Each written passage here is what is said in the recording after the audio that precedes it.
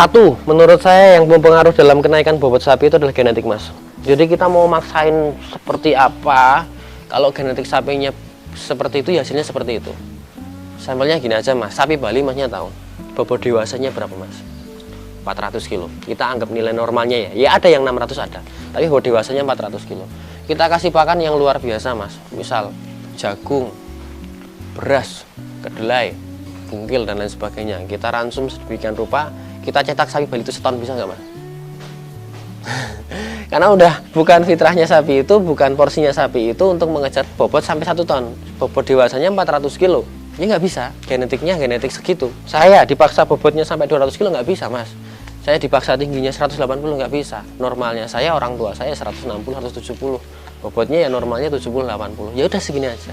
Nah, jadi genetik keturunan itu sangat berpengaruh dalam pertumbuhan, penggemukan, kesehatan, dan fisik dari sapi itu sendiri. Ya, yang kedua baru pakan, Mas. Jadi genetik yang bagus tidak dibantu dengan pakan yang bagus, ya percuma. Genetik buruk dibantu dengan pakan yang bagus juga percuma. Jadi kita harus seimbang. Tapi peran utama dari penggemukan atau bisnis sapi adalah pemilihan bibit yang benar. Itu pendapat saya. Pemilihan genetik jadi yang paling bagus ya menurut saya yang mendekati aslinya, Mas. Nah, misal sapi Bali, yang sapi Bali yang harus dipilih gimana ya? Yang kaos kaki putih, yang pantatnya putih, yang tanduknya ya seperti sapi Bali. Kadang kan ada sapi Bali tapi yang sudah campuran gitu. Ya kalau menurut saya ya berarti bukan sapi Bali, sudah campuran. Misal sapi, kita pengen mencetak sapi 1 ton, yang potensi sapi 1 ton itu apa? Simental limosin. Ya udah, kita cari sapi simental atau sapi limosin yang genetiknya mendekati dari bangsa ras aslinya. Caranya ya kita melihat dari pejantan yang asli, yang benar-benar berkualitas. Seperti apa kita tiru, kita cari yang speknya sama seperti itu. Satu, untuk mencetak sapi seperti itu yang perlu dibutuhkan pertama kali adalah kaki, Mas. Kaki sebagai tumpuan.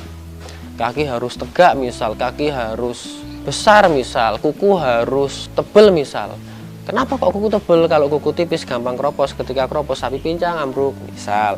Kenapa kaki harus besar? Kalau kakinya kecil nanti tidak kuat, terpleset patah dan lain sebagainya. Itu sudah ada kriteria masing-masing sesuai dengan kesenangan dari peternak sih, Mas. Kalau saya yang penting bodinya itu proporsional, tinggi panjang gitu aja. Kalau harus menuntut kaki besar, tebal dan lain sebagainya, yaitu impian semua orang. Jadi barang yang ada di pasar satu buat rebutan banyak orang dan pasti harganya tinggi. Nah, ketika sudah harga tinggi, niat kita untuk bisnis sudah gagal. Jadinya niat kita hobi biasanya. Ya udah, kita carinya yang standar aja, yang penting bodinya tinggi panjang untuk standar penggemukan kami, dan harganya pasti masih masuk harga penggemukan. Biar nantinya ketika kita ada harga jual untuk potongan dan lain sebagainya masih ada sisa.